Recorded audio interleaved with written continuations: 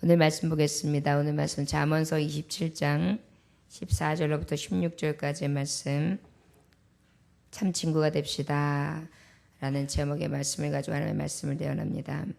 27장 14절로부터 16절까지의 말씀 함께 보겠습니다. 찾으셨으면 함께 읽겠습니다. 시작. 이른 아침에 큰 소리로 자기 이웃을 축복하면 도리어 저주같이 여기게 되리라. 다투는 여자는 비 오는 날에 이어 떨어지는 물방울이라. 그를 제어하기가 바람을 제어하는 것 같고 오른손으로 기름을 움키는 것 같으니라. 아멘. 기도하겠습니다. 하나님 아버지 감사합니다. 오늘도 주님께서 함께 하셔서 귀한 말씀 허락하심에 감사합니다. 지혜로운 참 친구가 되게 하여 주옵소서.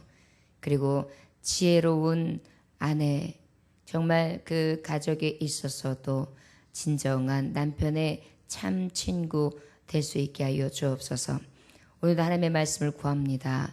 아버지의 말씀을 따라 온전히 살게 하시되, 아버지여 하나님 앞에, 아버지 하나님 이 땅에 보내주신 주님이 우리에게 섬기라 함께 붙여주신 이웃들에게 참 친구 되어줄 수 있도록 우리에게 은혜를 부어 주옵소서.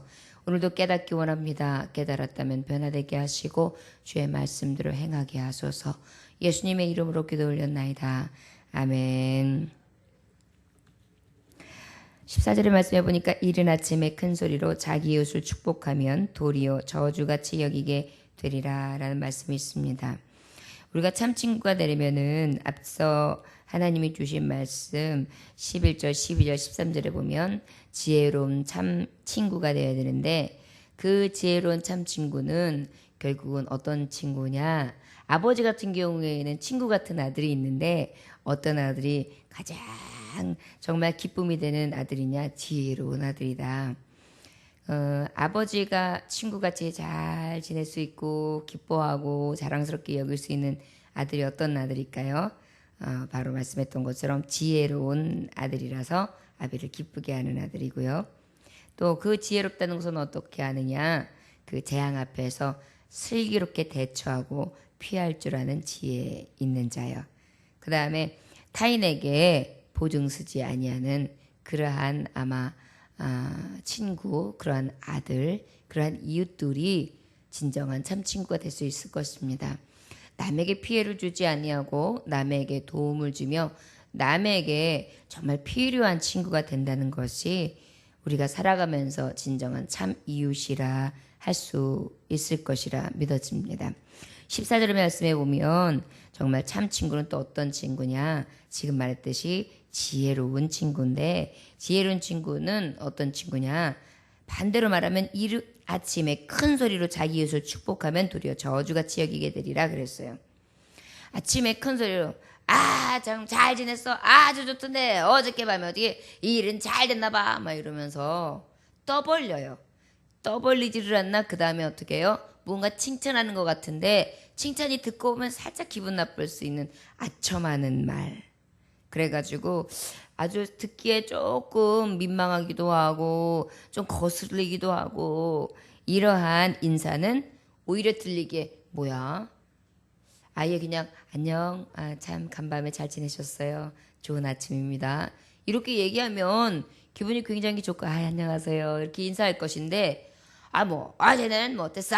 막 이러면 좋았어? 막 이러면서 뭔가 이렇게 인사하는데 오히려 그 축복이 축복으로 들리지 않을 정도로, 또 어쩔 때는 뭔가 칭찬하고 굉장히 나에게 기분 좋게 들릴 만한 이야기를 하는데 가만히 그 속사정을 이렇게 지혜로운 눈으로 간파해 보면 어떤 거냐면 살짝 희롱하는 것 같고 그 아첨이 진실이 담겨져 있지 않는 거짓이 느껴지는 것. 그래서 사실은 칭찬이나 이런 것들도 때를 가려야지, 장소를 가려야지, 그냥 떠벌리면서 뭔가 막 이야기하면 굉장히 거슬릴 때가 있고 별로 저 사람이 진정으로 나한테 친근감을 가지고 정말 좋아하고 정말 나를 존경하고 정말 위하는 마음으로 하는 것 같지가 않다라고 느껴질 수 있게끔 행동할 때가 있죠. 이렇다면 참 친구로 여겨질 수가 없겠죠. 그래서 우리는 사실은 인사말 하나도 인사 하나도 굉장히 정성이 담겨 있고 그 말 한마디, 눈짓 한마디, 손짓 한마디도 굉장히 조심해야 될 경우들이 있습니다. 옛날에 아마도 제 느낌이었고 그 권사님께서 저한테 이야기하신 바는 없었지만 결혼을 하고 얼마 되지 않아서 어떤 집사님이 계셨는데 교회에 굉장히 오래 교회 다니셨던 집사님이시고 저보다 연배가 훨씬 위셨어요. 그런데 그분이 그 직장 생활을 하시기 때문에 구역장이라든지 주의 일들을 다 감당을 못 하셨어요. 그러다 보니까 그냥 주일 예배만 드리셨거든요. 그런데 어떻게 하다 보니까 어린 저에게 구역으로 이렇게 편성이 됐어요. 그래가지고 그 분한테 전화를 드리고 못 드리신다고 하더라도 구역 예배가 어디에 있습니다. 혹시 시간이 되시면 함께 하세요. 그러면서 이제 꼭 건면하고 인사도 드리고 그랬거든요. 거기까지는 좋았어요. 그런데 저도 모르는 사이에 이제 전혀 저는 아기가 없었고 굉장히 우리 구역 식구로 편성이 됐고 제가 또 제 깐에는 제가 구역장의 역할을 감당하니까 지금 그때는 집사님이셨죠. 이제 나중에 권사님이 되셨는데 그 집사님이 이렇게 주일날 예배를 딱 드리러 딱 들어오시는데 너무 반가운 나머지 집사님 이렇게 했어요. 그런데 그 집사님의 얼굴이 확 낯빛이 변하시는 거예요. 근데 저는 느낄 수 있었어요. 그 낯빛이 왜 바뀌었는지. 저는 어떻게 보면 제 마음이 들켰을지도 몰라요. 구역원인데 구역 예배를 못 드리시지만 예배 오신 것이 너무 감사하고 흥분돼가지고 얼른 인사를 한 건데 그 집사님이 딱 느끼기에는 내가 신앙이 없고 내가 뭐가 부족해서 교회에 오는 것조차도 못 지키는 사람이고 그렇게 한참 어린 집사님한테 그렇게 막 반갑게 챙김을 받을 그런 사람은 아니거든. 이러한 것을 느꼈다라는 느낌이 확 왔어요. 아, 내가 실수했구나. 오히려 내가 그럴 때 더 공손하게 인사를 했어야 되는데 마치 내가 맡은 구역원이라는 생각 하나만으로 그분을 대한 것이 그분한테 굉장히 신뢰가 된 것 같다라는 게 그냥 마음으로 훅 느껴지더라고요. 아, 그래가지고 그 느낌을 없애는데 제가 더 겸손하게 그 집사님을 대하면서 한참 걸렸어요. 그러니까 어찌 보면 손짓 하나가요. 굉장히 오래 회복하는데 오래 걸렸거든요. 그런 것 같더라고요. 그러니까 굉장히 나는 반가워서 인사를 했는데 그 반가운 인사가 조롱으로 느껴진 거예요. 굉장히 기분 나쁜 것으로 느껴진 거죠. 신앙이 어려가지고 내가 어린 집사님한테 케어받을 수 있는 상황은 아니거든. 이게 느껴진 거거든요. 그분은. 내가 막 예배를 나오면 그렇게 막 사람들이 막 환영해 주면서 저 어린 신앙인들을 이렇게 격려해 주듯이 어린 집사님한테 그런 거 받을 정도의 신앙은 아니거든. 이런 것을 느끼셨다라는 느낌이 확 느껴졌어요. 그러니까 제 마음에 어느 만큼은 그런 게 있었나 보죠. 주일 예배 오신 것마다 저는 굉장히 기뻤는데 그 안에 그게 있었나 봐요. 근데 참 숨길 수도 없고 그런 작은 하나의 손짓도 그분에게 굉장히 능멸이 될 수 있다는 것을 이 말씀을 제가 하면서 그 옛날의 기억이 나네요. 여러분 그렇습니다. 내 깐에는 칭찬받을 것 같고 내 깐에는 그런 것 같은데 어떤 분에게는 그게 조롱으로 보일 때도 있고 뭐 내 신앙이 봤을 때 그 정도밖에 안 돼? 그건 아니지. 왠지 무시당한 느낌이 들 수 있다는 거. 그래서 우리가 말할 때 손짓 하나 할 때 굉장히 조심해야 된다는 거. 굉장히 안에서 때로는 아주 진심이 담겨 있다 할지라도 그 아침에 어떻게 표현하느냐에 따라서 또 만날 때 그분에게 어떻게 이렇게 다가가느냐에 따라서 그 관계가 이렇게 어긋날 수도 있고 참될 수도 있다는 것을 깨달을 수 있었습니다. 저 여러분 하나님의 정말 지혜 있는 참 친구는요. 때와 장소를 잘 가리고 이웃들에게 있어서 진정으로 정말 참상으로 그리고 배려를 하되 내 중심적인 것이 아니라 그 타인 중심적인 그런 배려를 했을 때만이 정말 사랑받을 수 있고 정말 참 친구가 되고 싶구나라는 마음이 들 수 있는 그러한 관계를 가질 수 있다는 것을 작은 어떠한 행실 가지고도 저는 깨달을 수 있었습니다. 그래서 우리 하나님께서 말씀하시기를 이사야서 29장 13절에 보면 이사야 선지자를 통해서 주님께서 이렇게 말씀하세요. 주께서 이르시되 이 백성이 입으로는 나를 가까이하며 입술로는 나를 공경한다. 그들의 마음은 내게서 그러나 멀리 떠났나니 그들이 나를 경외함은 사람의 계명으로 가르침을 받았을 뿐이라. 사람의 계명으로 받았고 사람의 가르침을 받았을 뿐이지 너희들은 진정으로 나를 가까이 하는 입술도 아니고 나를 진정으로 공경하는 것도 아니고 나를 진정으로 정말 경외하는 모습은 아니었다라고 꾸짖고 계시거든요. 하나님 중심적이어야 되는데 결국은 뭐예요? 이스라엘 백성들이 자기 중심적으로 하나님을 믿은 거예요. 그러다 보니까 입으로는 절절절절 하나님의 말씀, 율법을 막 깨고 행실로는 뭔가 아주 지키는 것 같지만 실제 하나님의 마음을 살피지 못하는 거예요. 다윗이 왜 하나님 앞에 축복받았냐면 다윗이 범죄 안 했나요? 다윗이 사람 안 죽였나요? 다윗이 많은 죄를 범하면서 많은 회의감도 느꼈고 많이 하나님 앞에 슬퍼했고 많이 애통했고 많은 일들이 있었음에도 불구하고 하나님은 그에게 뭐라 그랬어요? 너는 내 마음에 합한 자라 그러셨어요. 그 비법은 딱 하나였던 것 같아요. 나의 실수를 내 중심적으로 본 게 아니라 하나님 중심적으로 그런 보면서 회개했고요. 자기가 잘함도 하나님이 보시기에 어땠을까를 살피면서 하나님으로 인하여 기뻐했거든요. 찬송을 보면 구구절절히 그래요. 그러니까 항상 자기로부터 비롯된 고백이 아니라 하나님께로부터 비롯된 고백을 드렸더라고요. 그러니까 하나님 중심적인 것인가 하나님 마음에 쏙 드는 거예요. 아까 말했듯이 그 집사님을 대할 때 내 중심적으로 대하다 보니까 실수를 한 거예요.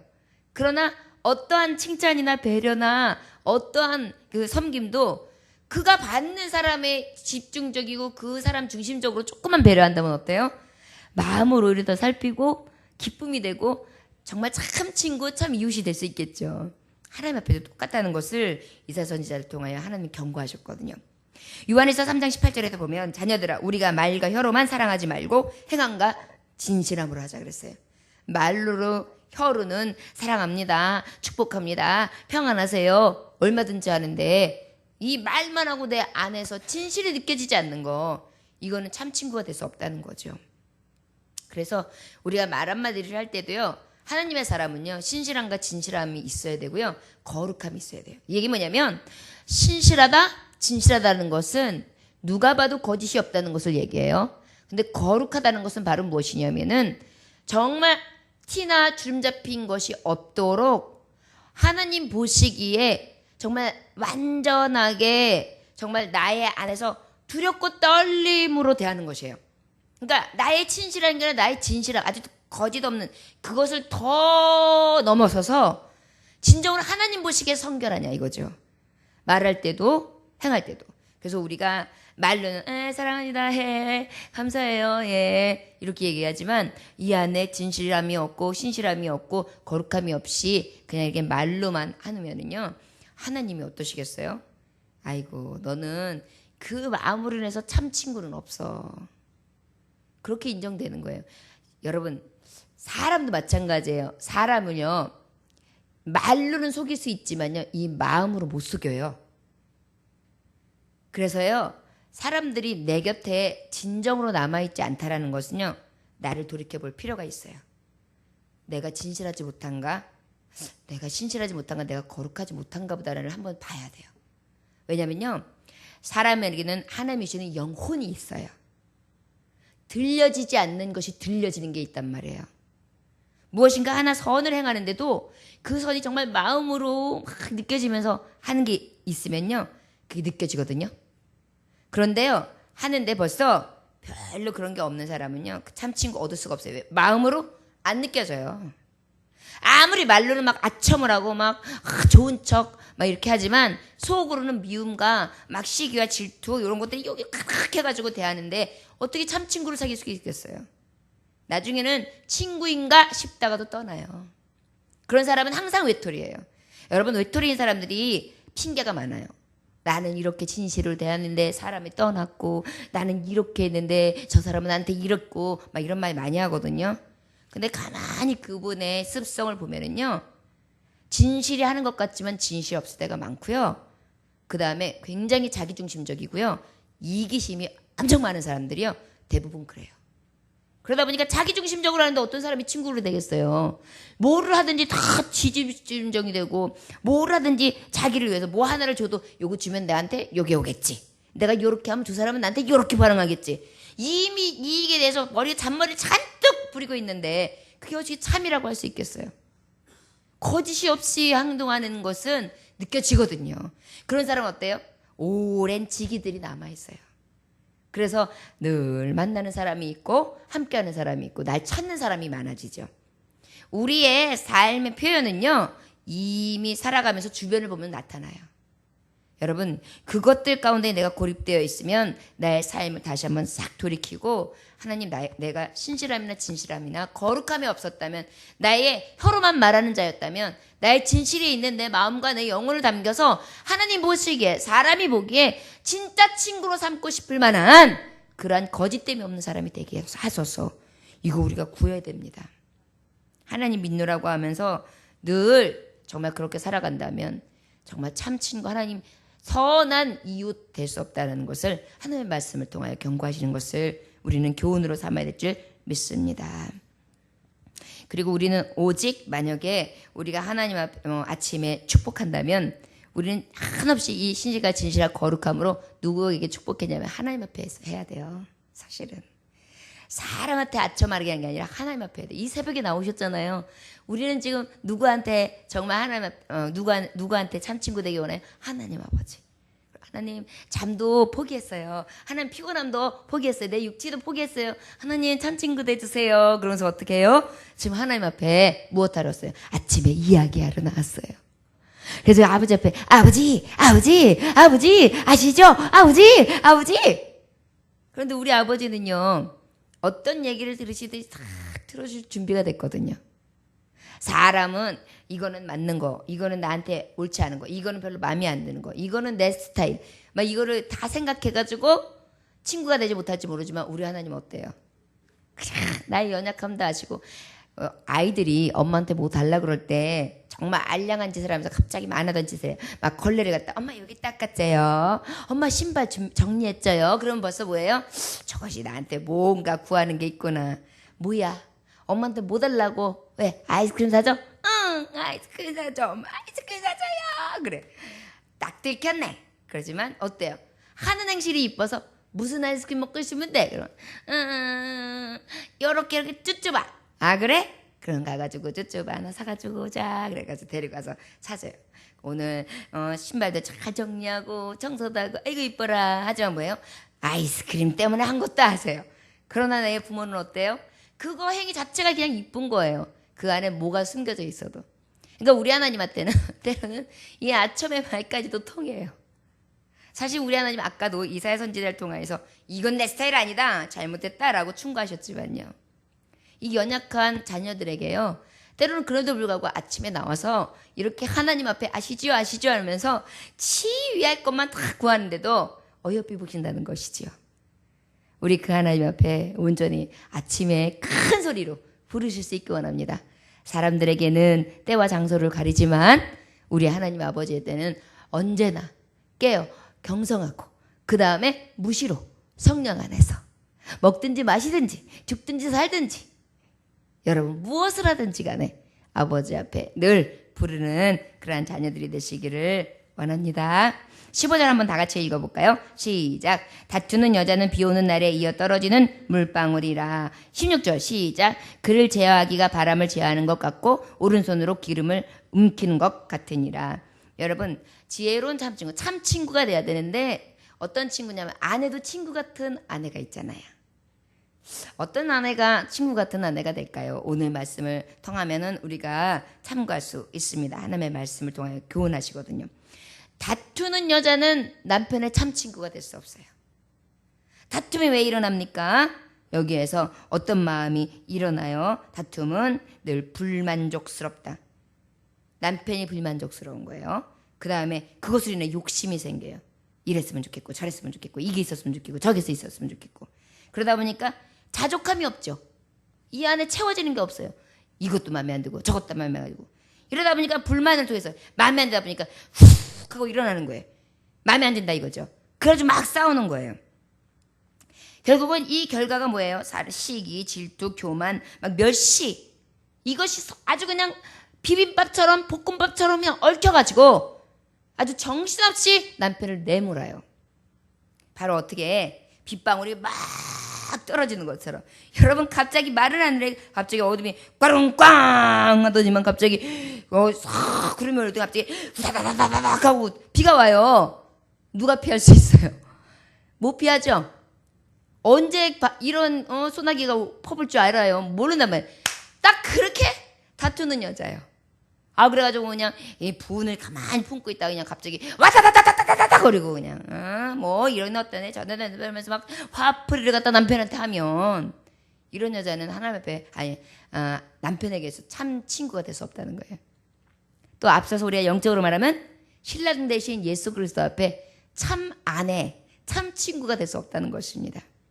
아내는 어때야 돼요? 다툼을 정말 제어해야 되는데 이렇게 막 나타나는 이러한 것 어떻게 보야면 이게 어떤 거냐면 그렇게 비가 오는데 이렇게 막 갑자기 소나기로도 비할 수 있지만 이렇게 지붕이 있어요. 근데 지붕이 뚫려가지고 비가 막 오는데 이렇게 똑똑똑똑똑똑 떨어지는 집처럼 얼마나 처량해요. 그냥 이 마음이 얼마나 속상해요. 이렇다는 거예요. 다투는 여자가 있으면. 그러니까 참 친구가 될 수 있는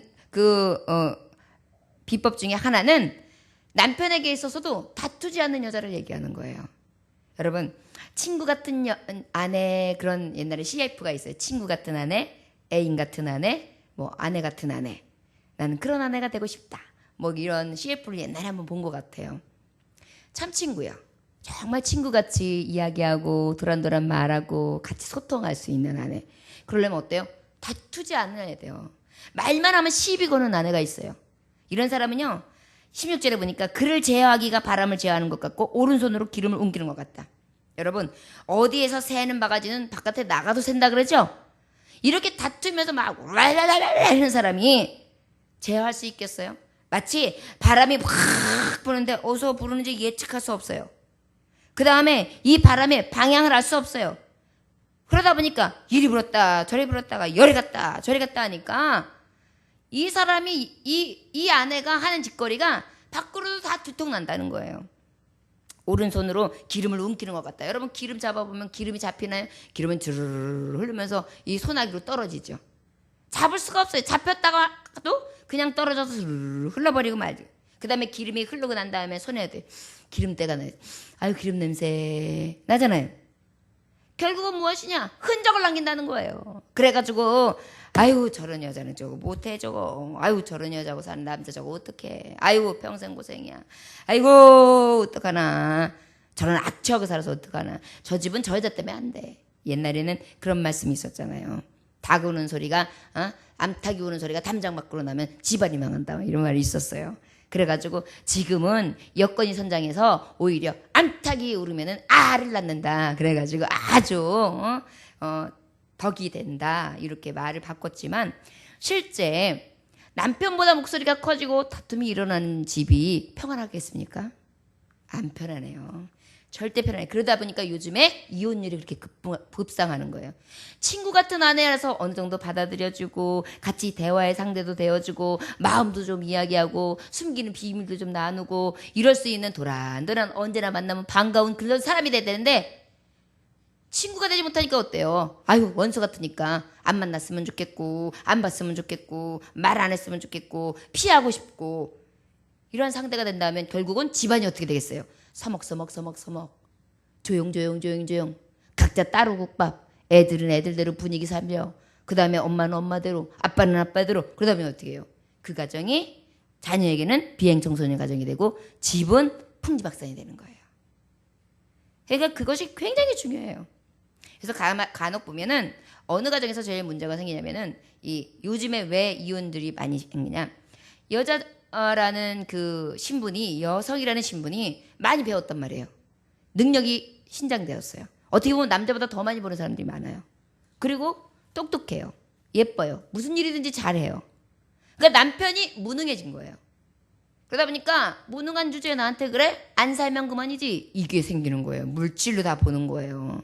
그러다가 남편들은 또 남편의 성질이 있으니까 여자들이 그러면 좀 받아주다가 으악 하잖아요.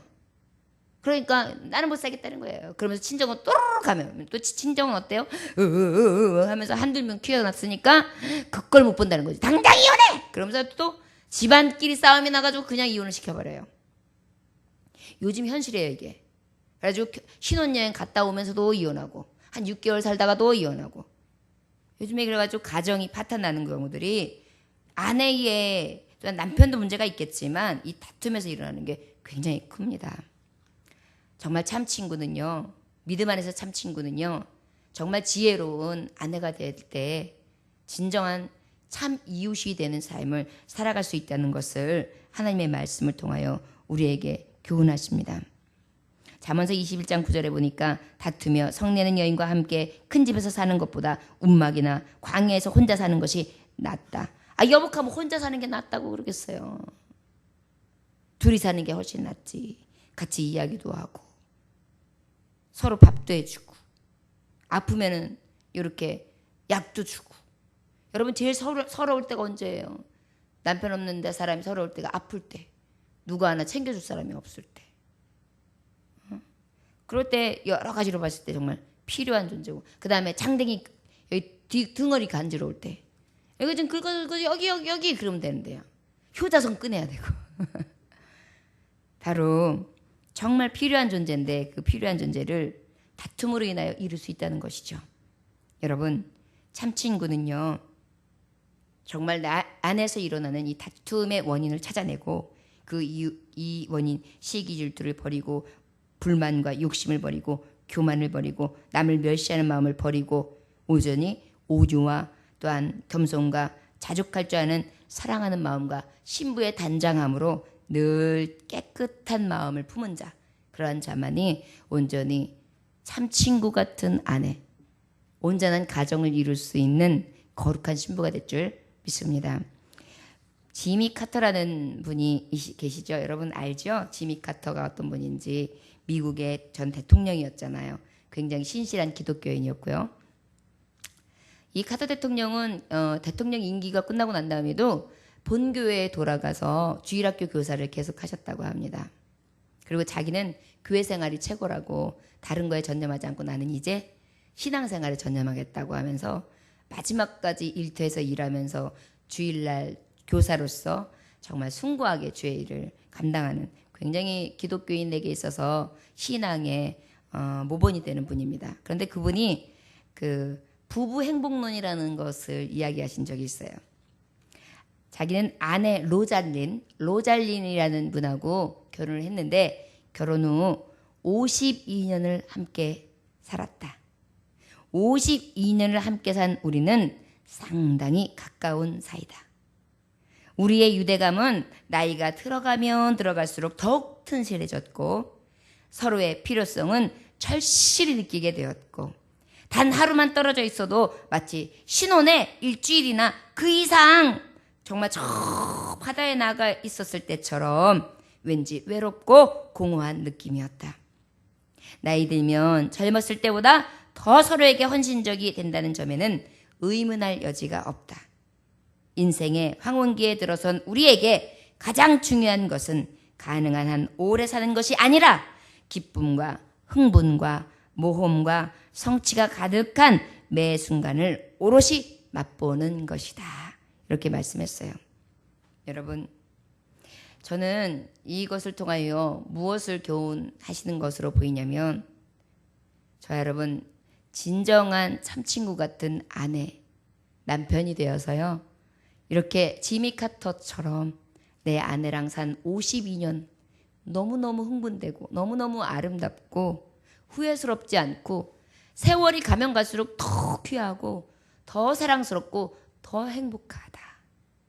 이렇게 고백하며 그 가정에서 정말 하나님이 아담과 하와에게 주셨던 최고의 행복을 누림으로 그 안에 가정천국을 이루는 것. 이것이 곧 진정한 참 이웃과 같은 아내와 남편이 아닐까 싶습니다. 저와 여러분 정말 막 불어오는 어디에서 불어오는 바람처럼 흥분해가지고 다투기를 일삼고 마음의 불만족이 일어나 교만이 일어나 싸우는 자가 아니라 진정한 참 친구는요. 자신을 잘 제어하고 절제하며 사랑하고 또한 그 안에서 불만족을 주님 안에서 하나님 앞에 간구함으로 오직 이루어가고 아버지를 기쁘시게 해야지만 정말 온전한 참 친구가 될 수 있다는 것을 깨달을 수 있었습니다. 특별히 이러한 아내가 되지 못한다면 여러분, 이러한 아내가 되지 못하는 이유가 있어요. 성경을 보면 답이 딱 나와요. 여호와를 경외하라. 그의 길을 걷는 자마다 복이 있도다. 여호와를 경외하라. 그의 길을 걷는 자마다 복이 있도다. 수고한 대로 먹을 것이다. 그 다음에 내 모든 일이 형통할 것이다. 그 다음에 내 집 안방에 있는 내 아내가 결실한 포도나무 같고, 그 다음에 식탁에 둘러앉아 있는 내 자식이 감람나무 같으리로다. 여호와를 경외하는 자는 복이 있도다 그랬어요. 여러분, 아내가 다툼을 일삼습니까? 그리고 그것으로 인하여 여러 가지 참 친구 되는 가족을 이루지 못하고 있습니까? 그리하시다면 여호와를 경외하시고 하나님 앞에 구하십시오. 여호와를 경외하는 것이 복이 있다. 아내가 어떻게 된다고요? 포도나무처럼 열매를 맺는다고 말씀하고 있습니다. 아버지 앞에 간구하고 기도함으로 다툼이 있는 자가 아니라 진정한 하나님 앞에 정말 지혜로우며, 그리고 아버지 앞에 정말 참된 친구, 참된 이웃, 하나님의 복된 가정을 이뤄갈 수 있는 그러한 자들이 되시기를 주 예수 이름으로 축원합니다. 기도하겠습니다. 하나님 아버지여, 생각해 보니 오직 슬기 있는 아내를 얻는 방법은 하나님 앞에 있었습니다. 집과 재물은 조상에게 상속받을지라도 슬기로운 아내는 여호와께로 말미암는다고 하셨는데, 아버지여, 남편도 마찬가지겠지요. 우리가 항상 하나님을 경외하는 도를 먼저 하는 자들이 되게 하시고, 그것에 합당하도록 내 아내와 내 남편이 참 친구가 되는 삶, 그리하여 하나님 앞에 또 우리는 어여쁜 신부, 신실한 신부, 성결한 신부 되어 신랑을 맞이할 수 있는 다툼이 없는 여인이 되기를 원합니다. 정결한 신부 되게 하시고, 오직 하나님 앞에나 이웃 앞에, 또한 가정의 한 남편과 한 아내에게 참 친구 될 수 있는 거룩한 성도들 될 수 있도록 축복하여 주옵소서. 예수님의 이름으로 기도 올려나이다. 아멘.